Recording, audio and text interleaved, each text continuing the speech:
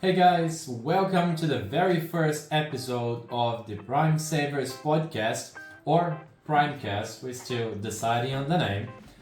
And we're thrilled to have you here today to embark with us on this journey to explore how to be smarter with your time and wiser with your money. My name is Louis, and I'm here today with my co host and the most incredible Myra.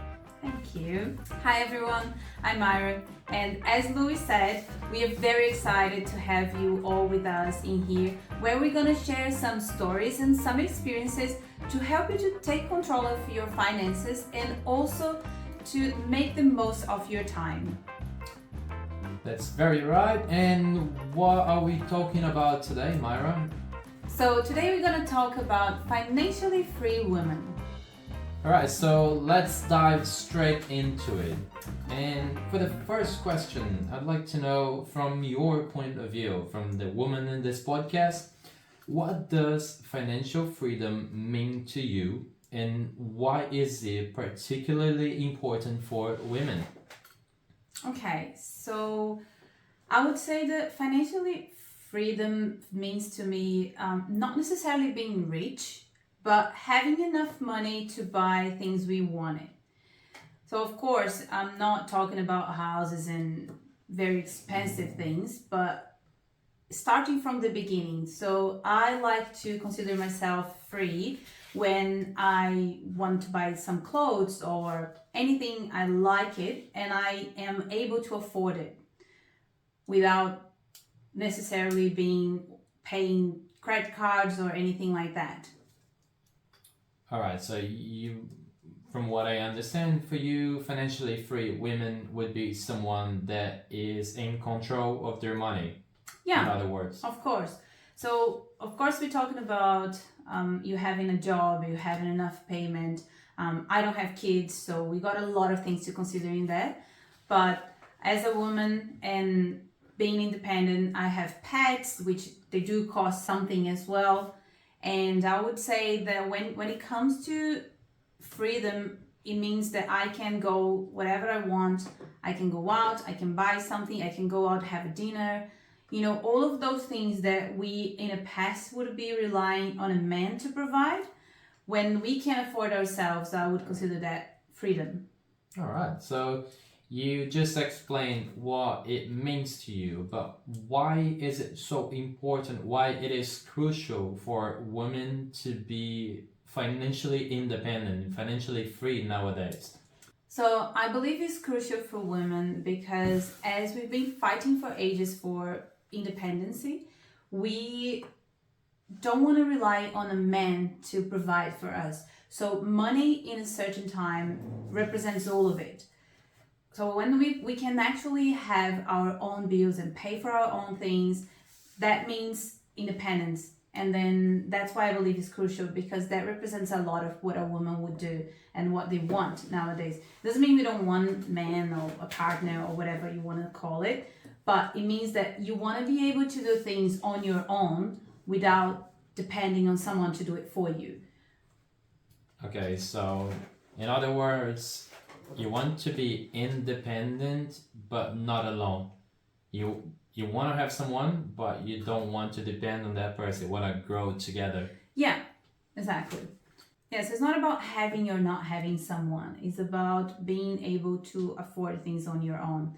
So it doesn't matter. Having someone on your side, if that person is also financially free, just means chances are you guys are going to grow together and build things better in your future.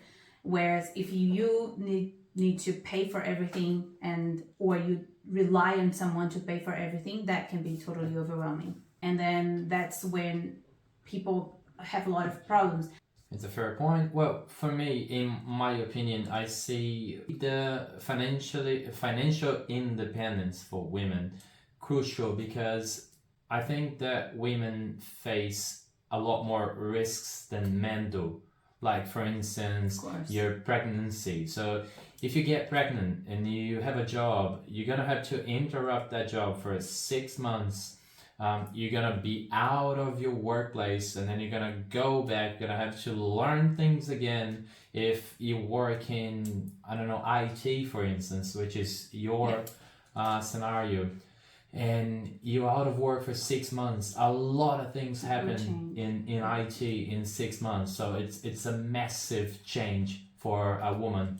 And if they're not financially free and they depend on that job and they just had a child, and that's like 3, 4, 5 times more pressure on top of this person, just because she just become a mom, which was one of her life goals, one of her dreams. So that's one of the reasons that I see that it's crucial for women to be financially independent, and it's because there are way more risks for women than are for men. That's my point of view. Yeah, I would say that at the end of the day, we all need the job. Doesn't matter if you're gonna have a child or not, a woman or a guy. Doesn't matter. We're always gonna need the job. The thing is, women will need a longer time out of work because of the child while breastfeeding or you got certain cares leave, which is longer than for a father for nature reasons, I would say, I guess. But not only for that, because once you have a child, like I said, I don't have a child, so I can't really say with property, but once you have a child, for you to go back to work means you gotta have to pay for a daycare. Yeah. So at the end of the day, all comes back to money. Doesn't matter, you're gonna need to pay for health insurance for your children. You're gonna have to pay for a school. So all of that will be counting on the money. And being free, at my perspective, is not you don't need a job, you don't need money, you don't need someone. It means that you're gonna be able to do that. If you need to stay out of work for a year, whatever it is, if that's something that you plan, will be way easier, because then you're gonna have everything organized to do it. But the main point is, for me, of freedom is when things are not planned. Because pregnancy, for example, happens to everybody sometimes without preparing. And that's when it comes the point, if that happens to you and you have no emergency funds, you have no savings, you have nothing, and worst case scenario, you have no one by your side, which it is something that happens as well, how you do? So you're not free. And then you're going to rely in social care, in whatever families, or we don't even know if people even going to have someone to help. And that's part of the freedom for me as a woman, knowing that my body can have a child at any time if it decides to. I mean, of course, we prevent that in many ways, but you never know. It's never 100% guaranteed. So I agree. And well, it's important to first of all, it's not just about pregnancy. That's just an example that we put in here, but a lot of things can just come out of the blue and happen in your life. Accidents or any other thing, as you said, unexpected situations that happen. And if you don't have any money saved or any kind of planning, financial planning, money management, that's really gonna put you in the deep. First of all, to be financially free, you don't need to be rich. Okay, I think that's the first lesson we need to take here. You can be financially free earning $1,000 a month, or you can, on the opposite, you can be totally away from be financially free, and you still can have a salary of $50,000 a month. When you don't have the right money management, that's the big problem. So come with us. Let's learn how to be smarter with our time and how to be wiser with your money. And let's go to the next question. I just want to point out, as you said, it's not just about pregnancy. So we can use an example. We are both from Brazil, and very recent we had a big incident, a flood in a country in a city in there actually. And that could be an example. So we're talking about pregnancy as an example, but if something like that happened to you and you lose your house under the water and you lose everything that is inside of your house, how do you build up again? How do you, have a new house, a new furniture, new life? Because I think basically that's what it would mean. You lost everything. Yeah. And Yeah, at least for those who didn't see that, it's actually happened in the south of Brazil, in the Rio Grande do Sul state of Brazil, and that was one of the worst floods in history, and a lot of houses, like most of the houses in the south part of Brazil, were underwater. A lot of people lost their houses, savings, everything they had, and it was very, very intense. So if you don't know about it, you haven't heard about it, just search it up. And if you have a way to help it, just do your best, because they really need whatever come their way. And since we're talking about... Can I just conclude? Sorry. Yeah, sure. So I was just saying, so even though they're gonna receive help from everyone else, and I know a lot of people are doing, and I was gonna say exactly the same thing. Even if you're listening to us and you want to find a way to help, there's a lot of ways that you can search it online and help whatever way you can. But the point is, I believe it's important having a plan and emergency funds and some money for a situation like that, for example, because despite of whatever help can come to you, it might not still be enough. It might not still be enough. All right, so let's jump to next question. Can you share some common financial challenges that women face and how to overcome them? Okay. So I guess society imposes a lot of rules that women needs to follow, and with hair, nails, weight. So we got a lot of people very concerned with gym. Not that you shouldn't, because of course you need to do that from your health as well. But I would say that we do got a lot of things imposed by society, that you need to look in a certain way, you need to do certain things, you need to dress up in a certain way.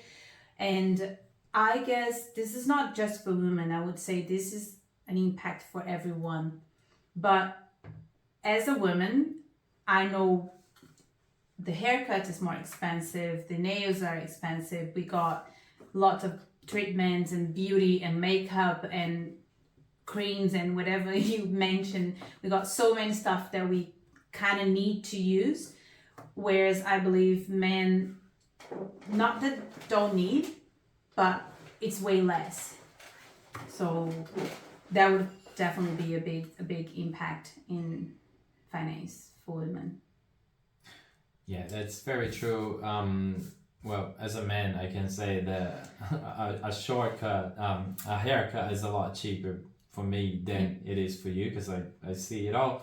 I don't really do my nails, so I get a nail clipper in there, quick 1, 2, that's done. Yeah, free. Easy. All my investment on my nails are literally $2. You go to the chemist, buy it, and you're done for the whole year. Not even, I I don't even think you buy a second. I think I've had my nail clipper for 2 or 3 years now, so it's pretty good. I think I probably have mine for more than 10 years, but I barely use it, so. Fair enough. And well, another point, as we talked about before, the career breaks. So that is a thing. It actually happens a lot more to women than to men. As you said, when you have a child, for instance, if you're a man, you're gonna have 1 month for your paternity leave, but you're gonna have 6 months as a mom. So and potentially even more, even longer. Yeah, that's one difference women face when you compare it to men. Yeah. And well, very valid points you bring in there. That's very straightforward. I think I'll just ask from you now how to overcome these challenges. Yeah. Let's say you just said that society demands that you spend more to fit in. Yeah. Sometimes you need to have your nails done or your haircut or whatever you need to do to fit in a certain group. Mm-hmm. So how to overcome this kind of situation if you don't really have much money, or if you're struggling and you're trying to get in your good books again? Yeah, well, we got 2 points in there. So one of them would be work, right? So I think a good way to overcome a working situation is having multiple abilities, multiple skills. So a big mistake that I would consider maybe a quite a mistake that we do in life is focusing one career and just doing one thing in life. So of course you need to be good at one thing and be the best at it if you decided to do something for your life, but you also need to develop other skills. So in a situation when using pregnancy again, because it was something that we brought up already. In a case of that, if you need to stay home with your kid after that, because you know the price you're gonna pay for a daycare is the same as you're gonna be earning, and it's not worth it. You need to be able to think of something else to make money. So maybe cooking, or some people would do different things like manual things, artisanal things to sell. So it's any kind of skill that you could achieve, you could learn in life would be, I think is something useful. You always know more than one thing. All right, I think, but what if to those moms that are watching us and they're thinking, well, it's easy for her to say because she doesn't have a child. Kid, yeah. So she doesn't know what is sleep deprivation. She doesn't know what is not having time to do anything, Of to do my own nails with my own nail clipper. Yeah. So what is your advice to these people? Of course, this is very fair because it's way easier for me to say it because I don't have it. And I definitely cannot tell them what to do because, again, I don't have one to use as a comparison.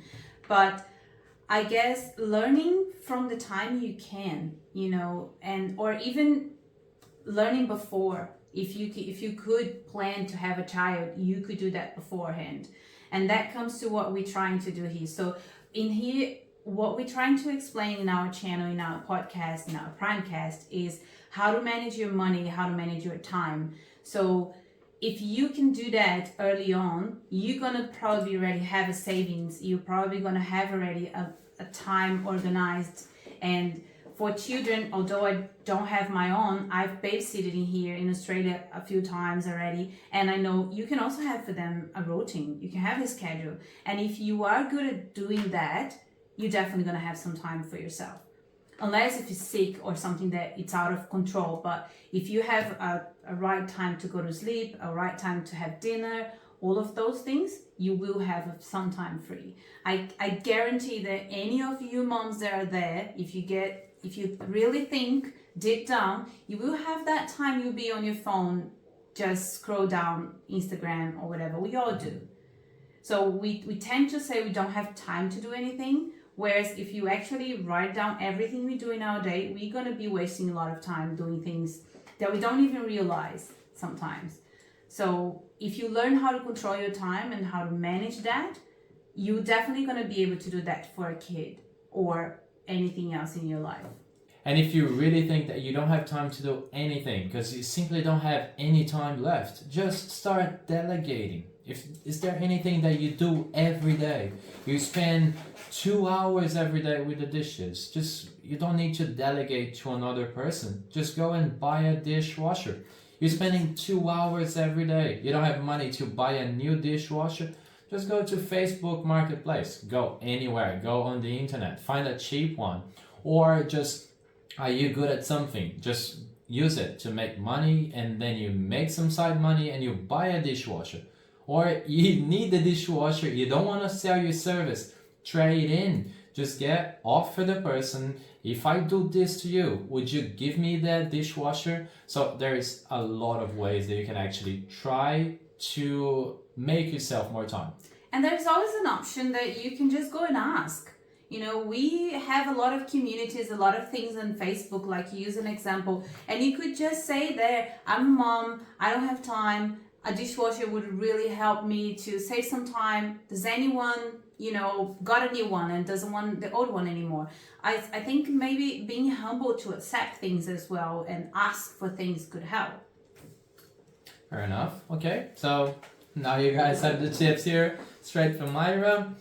And I think for our next question, I want to know what are some practical steps women can take to start their journey towards financial freedom? Practical steps would be, first of all, knowing your expenses. So as I said, society So let's go for budgeting. budgeting, yeah. So society will impose a lot of things. You don't need to do all of them. So, but if you do want to, so of course we like to have our nails done and our hair or whatever, despite if we have to or not. Some things will make us feel better, and budgeting will be the main goal for it. So, having control of everything you actually spend, exactly how much money you make, how much are your bills, what do you actually pay for. So from the house, which is the basic things, from electricity, rent, mortgage, whatever you have, to the coffee, or your nail, your hair, your clothes. And then we sometimes forgot little things. Sometimes you go to websites and you buy a new eyelash, and then we don't count for those things because we don't consider that a big expense. But at the end of the day, if you spend $15 every week or every day with something different, you are spending your money. Wait, so what I understand here is saying that they should just know their expenses, not actually cut it all and start living like not doing anything else. No, of course not. Like, I, as a woman and as a person that likes to spend money a lot, knowing by my friends as a person that likes to spend a lot, I do spend a lot, but I have control of everything. I got my savings, I got my emergency funds, I have everything I need, and I know exactly how much I can spend with all this BS that we wanted. That sometimes we buy even things that we use it once and then we don't like it and we're not going to use it again. And sometimes we buy things that we really need. And the most important of all of this is having a budget done, knowing how much you have, how much you spend. You're able to have an emergency fund as well. And for those just listening to you right now, if they want to do the same, the budgeting, what is the tool you use for budgeting yourself? So we use a spreadsheet on Excel. It's a very easy one. We just write it there, everything we do, how much we're going to spend. We kind of predict a little bit of how much we can and we cannot spend. We do it fortnightly. Actually, he does weekly and I do it fortnightly, so it's a little bit different, but still the same idea. So just because some people in Australia get paid per week, some get paid fortnight, some per month, What so you about could the ones that adjust. get paid monthly? Can they do it as well? Of course. All you gotta do is adjust to your own life. You just gotta create something that works for you. So we have a spreadsheet that works for us. It's the same spreadsheet that he uses for week, I use fortnight. That spreadsheet could be used for you a month, weekly, whatever you need. You just need to adjust to your own way. Well, that's good for you to say, because that's no excuse, because everybody has access to Excel online. Of course. It's a free tool. You can just go Excel, I think it's office365.com, Yeah. and you're gonna have Excel online there for free. For free. If you want the app, you're gonna pay for it, the subscription. Yes. But if you want to use it online, you just go for it. If you somehow cannot use it, you still can go to Google and use the Google Sheets. So there's a lot of ways. So you have Microsoft Excel, you have Google Sheets, Google Spreadsheets you can use. You can use a piece of paper. And that's what I was gonna say. You could even go further than that. Yeah. You don't need a computer, because then someone might say, "Oh, of course you have computer, and then I don't know how to use it, or the formulas and all the functions that has in there, I can't do it." So that's easy. You can get a notebook and you can write it down. Everything you spend in a day, everything you spend in a month, and you can just do the calculations. And if you're even really bad at math, I believe you would have a phone or a calculator that would help you to do the calcs in there, and then being able to know. The important is not how you're going to do it. It's you have to do it. You have to know.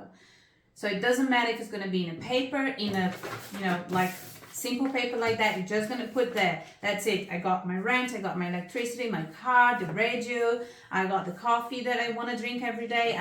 This is important for me. I want to have a coffee every day. So you don't need to cut things off if you know what it is and you can choose from it and you can control. The problem is I want to have it all. Money is here. I just want to spend. I don't know what I'm going to do. I just want to do it. That's not going to work. In 2 minutes, you just gave 3 ways. So in 2 minutes, Myra just gave 3 ways that you can actually start budgeting for yourself.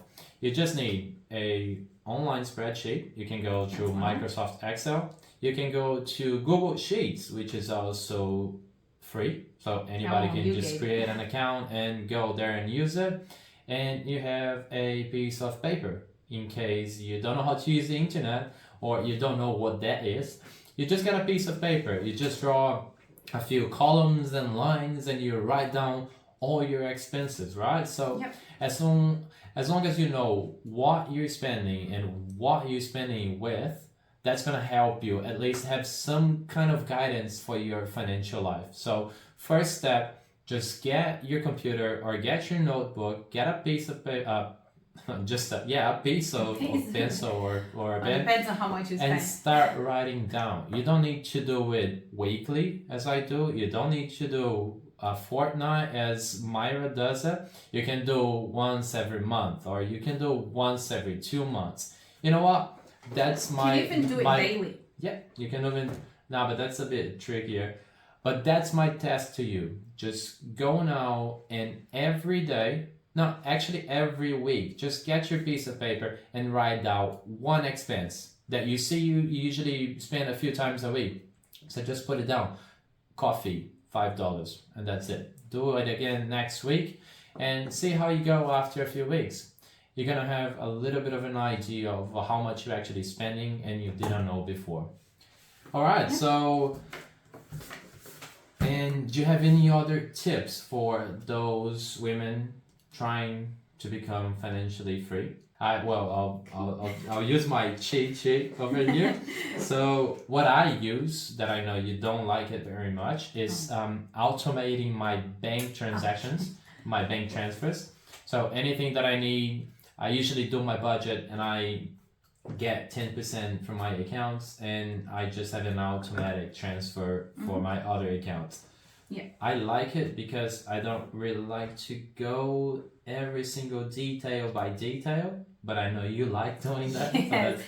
That comes to inside of the budgeting that I was talking about before, but we could say as a second tip, actually separating your accounts. So I don't like it automatic. Yep.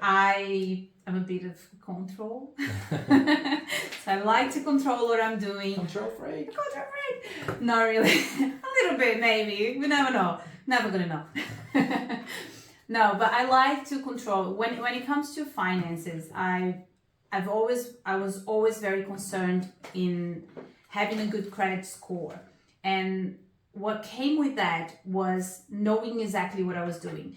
So I do have the accounts separate. I actually have way more accounts than you. So I would say I know that I got Commonwealth and I got ANZ and I got ING. So I got the 3 banks. 3 or 4 banks. I got the 3 banks in Australia and I have probably 6 different accounts in Commonwealth, 3 in each other. Yep. So I have them all totally separated because I like to control. So I like to know I got my money here, but I only got to pay for that bill 2 weeks from now. But the money needs to go from this payment, right? And that's the biggest mistakes that we do. So we just pay everything and then we forgot that we got to pay something next week, which needs to go from this wage that I just received. And then you look at your account and say, oh yeah, I got all that money left. Ooh, let's spend it all. And then you just go for it. And to avoid that, I have all those accounts separated. So I have one called emergency, one called play. I got one for bills. I got one for the car only. I got one for, I don't even remember. I got one for savings. I got one for emergencies. I think I said emergency already. But I got one for travels. Never too much for emergency. Emergency can be really bad. And travel, for example, I love travel. So I got an account just to put some money aside for travels. And this way, I do have the same idea of percentages to separate how much goes to each, but I like to do it. I like to go there and click and say, all right, 10% of that's going to here, 5% is going to there. That way I know exactly what I'm doing. And I also know exactly how much money I have for each occasion when they arise, which I think is a bit different from you, because you just go automatic in there. You don't really look, you just wait for it. That's good for me, because I also have a Play account as you do, but I just forget sometimes, because sometimes you just don't go out. Like you plan something and it starts raining, you don't go out, so you don't spend the money, but you open up your account 3 weeks later and you see, got all that money there. Yeah. I'll just spend it all. That's good.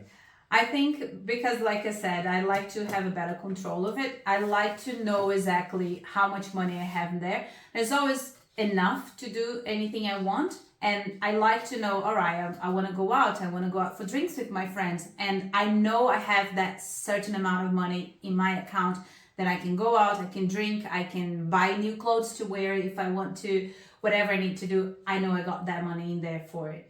And same goes for everything else. You know, we got winter coming, and then we're going to use way more heaters. And then we know the electricity is going to go up.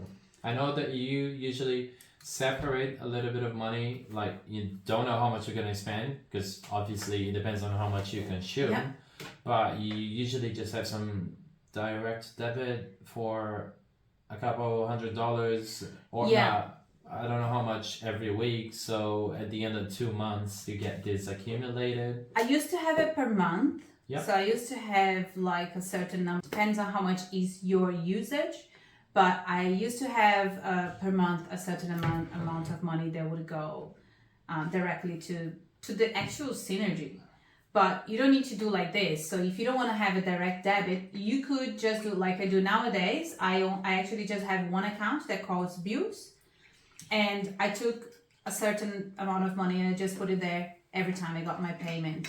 And this way, it doesn't matter if I'm going to use more the heater, or if it's summer and I'm using way more an air conditioning, or if I'm using nothing. Well, if it comes less, good for me. It's going to have more money left in there. And that also creates a balance, because then when I spend more, I already have money there. So I'll never stop putting the money there. And that just makes it grow. When it comes more, it's already left. When it comes less, it's just going to be left in the account. So that's another very good tip, guys. You got that one. Yeah, that's actually a very good strategy. So you always have money to pay your bills. We never know how much you're going to get for gas, water, electricity. So it's good to have some saved up. And once it comes in, you just use it. If you get more, awesome. Just get some money back. If you get less, then all right. So you just need to pay a little bit extra, not so much extra. Yeah.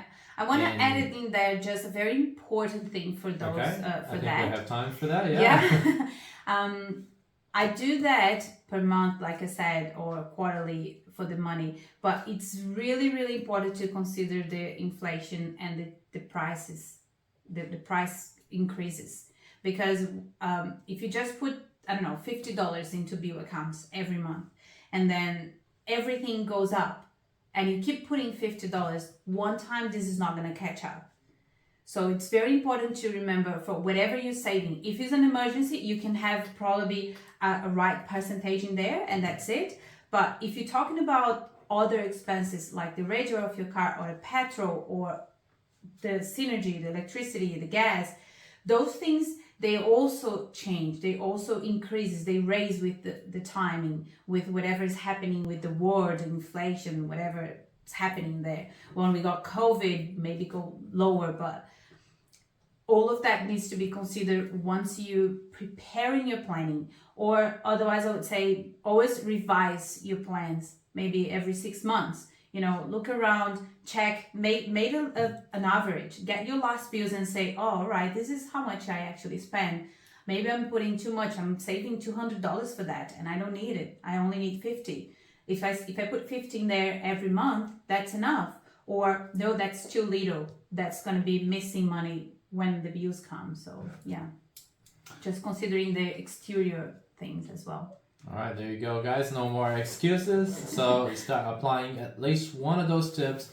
Let us know in the comments which one you like more, which one you like the least, which one you don't like at all. Anyways, just let us know down there. Or even if you do something better than we do, or than I do. Give us a tip as well, and then we can just put it on next show and talk about it, because we love learning new ways and new strategies. We'll be happy to learn something from you guys as well. That's all our channel is about. So that's please just throw at us whatever you want to do. Tomatoes, whatever you want to throw at us. Please don't. And let's go to our final question. I want to know, what role do education and community play in supporting women's financial freedom? I've already said that education, getting new skills, is something very important, because that saves you from relying and depending on other people. Of course, you need to be able to do it. You need to want it as well. Sorry to interrupt. What is the best place to learn about like money strategies, how to manage better your money and your time? Do you know any? I don't know. I have to think about it. Of course, it's Prime Savers. So back to the question. So community, I'm not so sure, but I would say, I don't know if community is if it has the important role to help you at all. I guess we do got support from government and some other things in certain situations, but I don't know.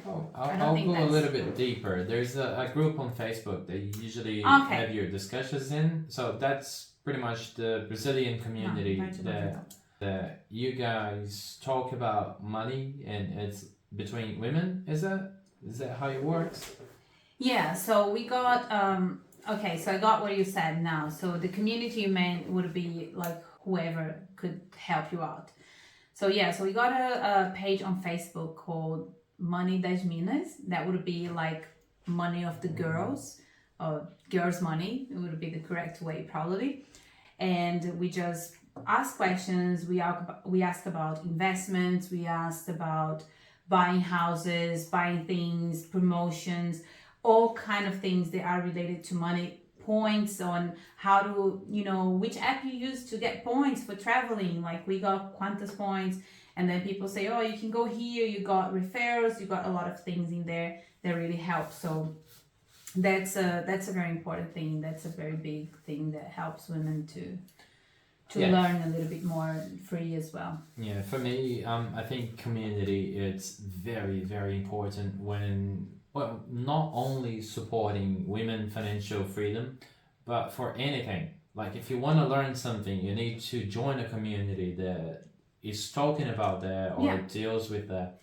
So it's not different about this situation. So if you really want to become financially independent as a woman, you just gotta join other people. It could be women in that case, because you're gonna have kind of the same line of thinking. I don't even but you can also go to another group which like with only men. It's not a rule. No, it's not. But if there is a place that you feel more comfortable with, then start from there, because it can be hard if you want to pitch your first business and you go straight to Shark Tank, where they're gonna just eat your heads off. So you start with something more simple. Maybe pitch to your family or pitch to your friends, and then see family is a bit too judgy sometimes. But I mean, just go a little bit easier. So in that case, I think would be ideal. But I mean, you said you girls help each other a lot, so I would say it's definitely a starting point. Yeah. So education, educate yourself. So learn about money. Doesn't matter how. You can read a book, you can go to a group on Facebook. I made a joke, pitch to your family, because if you don't want to go to the Shark Tank because they're going to eat you alive, your family will be judgmental. So that's a good thing to feel on your skin. That's why I suggested friends or family, someone that will actually gonna tell you, this is not good, this is good, you should get this better. But educate yourself before doing it, so you got content to talk about it, so you know what you're doing, you know what you're talking. And that, I believe that comes to the education part of what your question was before. So learn about it. Just whatever you can do, come to Prime Savers, watch our videos, listen to our podcast. If you don't want to do that, if you don't have time and you can't do this, it's fine. Buy a book, try to do any way you can that you can learn about money so you can actually control it and understand how it works. Like anything else in your life, you need to learn, you need to know what you're doing. 100% agree. Well, so in sum, we got here the most important part for you, for a woman to be financially free, is to be in control of their money. Yes. All right. 100%. So it's not you cannot be alone, or you can be alone. It's about not depending on someone else, depending on yourself. So being independent. Yes. You can have someone, or you just don't have anybody, but just be on your own. Just make sure you're taking care of what's yours. Yes. Wow, and you also said here that if you choose somebody, two grow better than one. So just find someone that is similar to you in your goals, in your dreams, and just that way it's gonna be easier to grow free together. as well, financially free as well. If you're talking about money, find someone that has the same mindset, someone that if it hasn't learned yet, it's willing to do as well, and you guys gonna grow together, and that's what I think it helps, other than just getting someone that's just gonna be with your money, or get someone for their money. All right, so in sum, we have here, you said that for you, financially free women are the ones that are in control of their money. 100%. Also, for you would be women that don't depend on someone else other than themselves. So they can have a partner or not, but they're gonna be okay either way. Yes.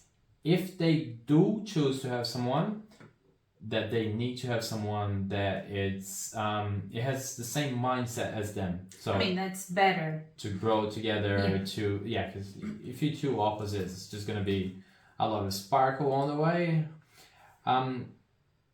Also, financial freedom helps with the unexpected. When you have anything that you didn't expect for and you have your money saved up. Whatever is the emergency that comes to your life, if you have your savings, if you have your emergency, you're going to be free to survive to any of those. We also got here the society demands more spending from women, so that's why it's important to be financially free, because whenever they require you to have or what you need to do, you're always going to be okay with it if you plan ahead. We also have, as a very important tip for work, just have multiple skills. Don't depend on one job, one single skill. So just learn more things to do. Be the best at it, but learn multiple things. You also said about budgeting. So it's not about cutting whatever you do nowadays. It's more knowing what you spend on. So you can actually take action on it instead of just stop doing everything and then just get frustrated with your own life. We're gonna open a little thing there, because if you are already in debt, then your first step is gonna have to be cutting everything, checking everything you're doing, canceling things you don't use, and then starting to plan and save to have things in the future. But we're talking about someone that is in a normal condition but just don't know what's doing. So then important is to budgeting, to learn what you're doing. That's right. So always focus on liquidating all your bills first and any debts you have. And once you do that, you can do as Myra does, just split your money in different accounts so you can use for different purposes. Yeah. Well, that was our first episode here from Prime Savers or Primecast. We're still choosing the name, as we said at the start. We thank you very much for having us here, or we having you here. Yeah, thank you guys, and we hope that whatever we said here will be helpful and can actually make a little bit of a difference in your lives. Yeah, if you're not subscribed to the channel, just hit the button subscribe down there. Throw your comment down there of what you thought of this first episode, what we can do to make this better for you. And we're gonna see you in the next episode. Yeah. Bye. Bye, guys.